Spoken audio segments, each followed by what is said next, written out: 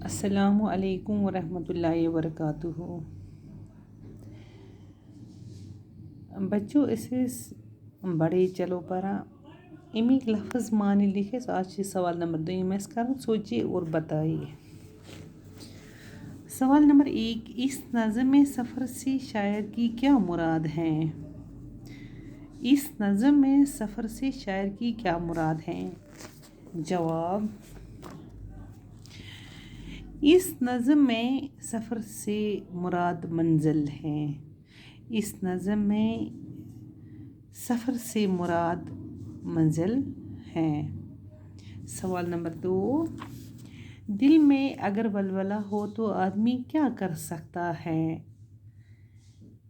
جواب: اگر انسان کے دل میں ولولہ ہو تو آدمی کچھ بھی کر سکتا ہے. اس سے وہ اپنی منزل پا سکتا ہے. سوال نمبر 3. سفر کو ختم کرنے کے لیے کیا کرنا چاہیے؟ جواب: سفر کو ختم کرنے کے لیے ہمت اور حوصلہ سے آگے بڑھنا چاہیے.